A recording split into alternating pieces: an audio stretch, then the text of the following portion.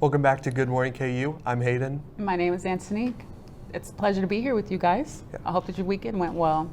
How did your morning go? It's going good, going good. It's a little stressful, but it's all right. How's your morning? Yeah, it was okay. Parking was hectic, so I could feel you on the stress. Yeah, why was it so packed? Why was parking so packed? I could not find any parking for like an hour. I'm just driving around. I see everybody else found parking, but it wasn't for me. There's so many students on campus. No, there's so many. As a part of the really packed freshman class, it's just, there's so many students here. I think it's the most packed freshman class ever here at KU, which is crazy. That's crazy. You know, actually I read a couple facts and I found out it's about 30,000 students here on campus. Oh, wow. That's kind of crazy.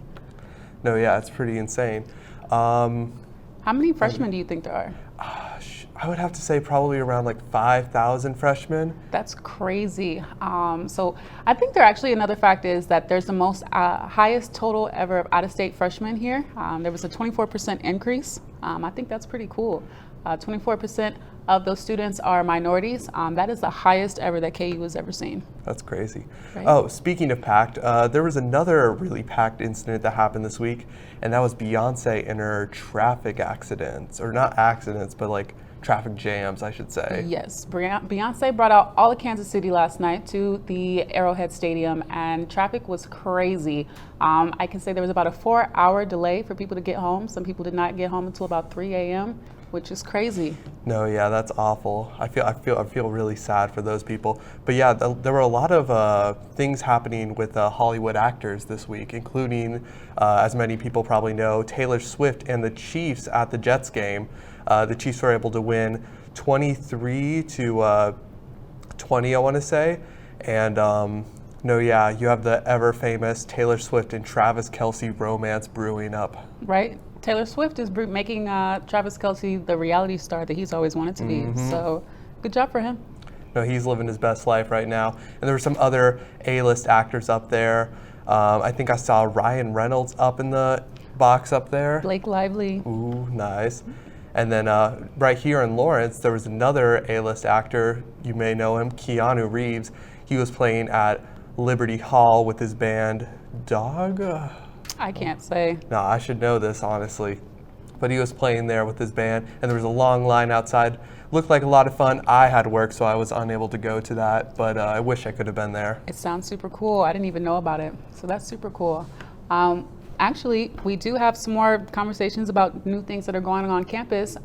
We have a J-School Career and Outreach Coordinator here today, and we're going to talk more about what's going on this week.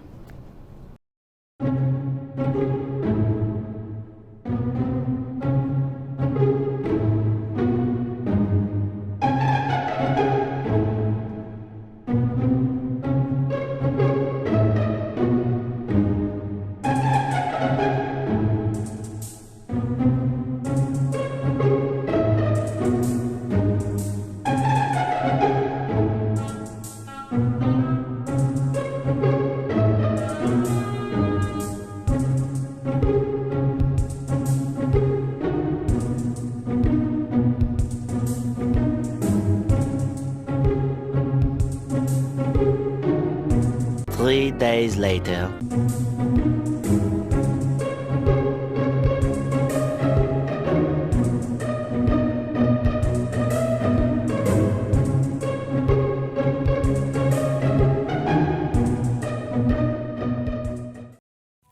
From adversity, we rose. We made history and became pioneers, voyagers, champions, Jayhawks.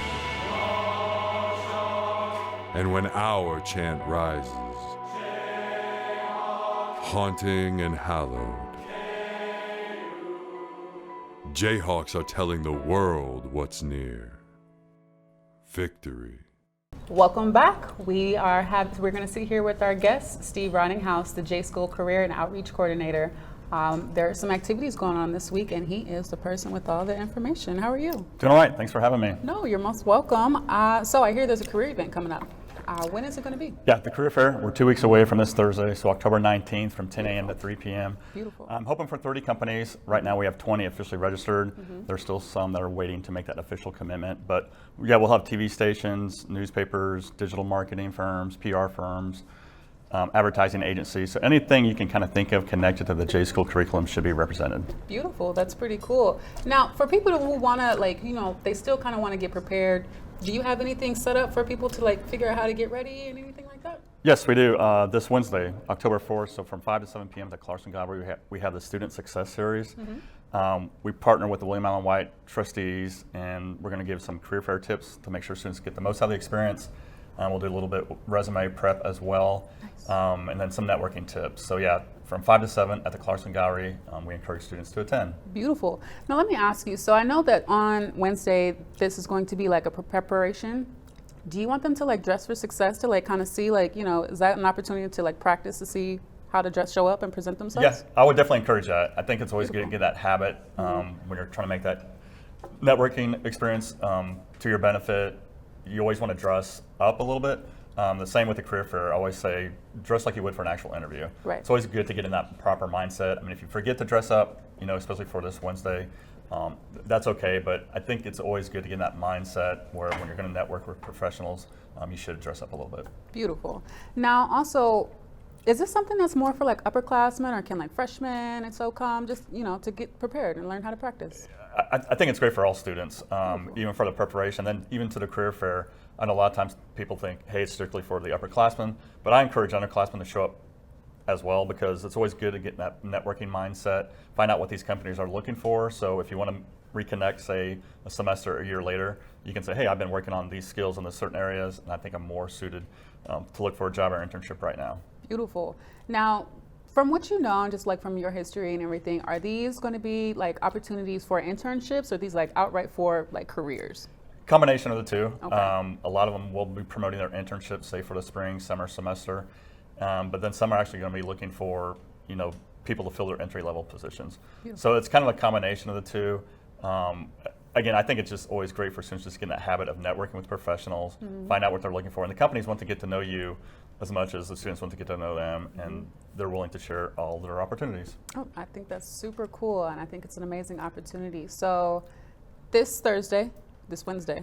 Wednesday is the career fair prep. That's in the Clarkson Gallery from 5 to 7, and then our career fair is 2 weeks from Thursday, October 19th. Beautiful. Do people need to sign up for it, or do they just show up? Just the companies pre-register. Students show up. I do like for them to sign in once they arrive, just so I can kind of track what are the majors, what year in school are they. But yeah, there's no really pre-registration for students. Okay, copy. Alrighty, cool. Well, was there anything else that you wanted us to know? Another benefit attending the career fair, we're going to have a LinkedIn photo booth. So if you need a new headshot, say for your LinkedIn profile, your portfolio, I encourage you to take advantage of that. And then also we'll have a resume breakout room. So we'll have some professionals on site that will just give you some real-time feedback on the resumes. And speaking of resumes, bring those resumes to the career fair. Always encourage students to have 10 to 12 ready. Try to research those companies, and they're available on our website. Because you want to know what these companies are about, where they're located, because we're going to have them from Kansas City, Wichita, Topeka. We have one alum coming in from Chicago. Cool. So yeah, it's always good to know a little bit about those companies. But yeah, don't forget about the LinkedIn photo booth and also the resume breakout room. Beautiful. So would you encourage people to bring their laptops or iPads so that they can change them there, or is there going to be like things there for them to change them there? Yeah, they can definitely do that Cool. if they want to bring their laptop, or if they got the resume electronically, because they can review it electronically as well. And make those alterations there. That is super cool. Well, beautiful. Thank you so much for the time and the information. We'll be right back after this. Walking alone in a college town can be dangerous, no matter the time of day. Lawrence might seem like a small town, but there is still tons of crime that happens. You never know where and or when people are planning to attack, so it is better to be safe than sorry. Being by yourself is never the answer. That's why people should always walk within a buddy system. Having at least 3 people to walk with can help with getting home safer. Going out in a bigger group is definitely the way to go, so everyone can be assured they are safe. If walking home isn't an option, calling KU Safe Ride is the next best option, or ordering an Uber with your friends. Stay safe and always keep a buddy with you. Welcome back. I'm Lexi. And I'm Annie. This is your Good Morning KU News update. Hardline Republicans are not happy with House Speaker Kevin McCarthy. Representative Matt Gaetz told CNN that he intended to file a motion to remove McCarthy this week after a last-minute spending bill was passed last week. The hard-right faction previously said that any attempt to pass a spending bill by relying on Democratic votes would cross a red line, which would prompt an attempt to remove the Speaker from his leadership position. The previously mentioned spending bill narrowly avoided a government shutdown that would have begun on Sunday. The law now provides funding through November 17th. However, the bill did not include any financial aid for Ukraine, which had been a demand from House Democrats. President Biden had requested an additional $24 billion in aid to Ukraine. An Amber Alert was issued on Sunday for 9-year-old Charlotte Senna after she vanished from upstate New York after going for a solo bike ride during a camping weekend. Charlotte was biking with her friends and then decided to do a lap on her own but never returned. Charlotte went missing at Moreau Lake State Park in Saratoga County, and although her bike was found, there is still no sign of Charlotte. One of the candidates for the Lawrence School Board was arrested for DUI on Saturday night at East 17th Street in Rhode Island.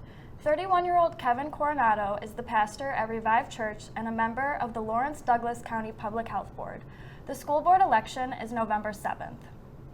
University of Texas transfer student and now ex-Kansas basketball player Arterio Morris was charged on Friday with 1 count of rape against an unnamed 18-year-old student. The alleged incident occurred in McCarthy Hall this year. Morris was immediately dismissed from the KU basketball program and will attend his first court date on October 18th. A man trying to sell an electronic device through Facebook Marketplace was injured on Saturday in the parking lot of the Walmart in West Lawrence. The man told police officers that the sale went bad after he handed an Apple iPad Pro to an individual in the passenger seat of another vehicle, which fled the scene. Officers stopped the vehicle a short time later and found the iPad in the possession of several juveniles. According to Lawrence Journal World, no arrests were made, but parents of the individuals in the car were called to the scene. That's it for our news update. For sports, we'll toss it over to Jagger. Thanks, Annie. The football team lost quarterback Jalen Daniels before the game even started, and the Jayhawks could not overcome the strength, size, and speed of the Texas Longhorns on Saturday in Austin. On the way to a 40-14 victory, Texas more than doubled the time of possession and outgained Kansas by more than 400 yards. The Jayhawks did not convert on 3rd or 4th down all game and not once entered the Texas red zone. Before the game, team officials announced that Daniels had re-injured his back and would not make the start. Senior Jason Bead made his second start of the season after starting the season opener against Missouri State. It is not known if Daniels will be back this week to face Central Florida on Saturday afternoon. The volleyball team swept Houston this weekend, winning 3-2 on Friday, then sweeping the Cougars in straight sets on Saturday. Match point on Friday night came from a double block by Aya Alnadi and Toyosa Onabanjo. KU is now 12-2 overall and 3-1 in the Big 12 Conference. The Jayhawks will travel to conference leader Texas for a Thursday and Friday series against the Longhorns. The soccer team scored a goal for the first time in 4 matches, but it wasn't enough to beat Texas as the Jayhawks fell 2-1 to the Longhorns yesterday at Rock Chalk Park.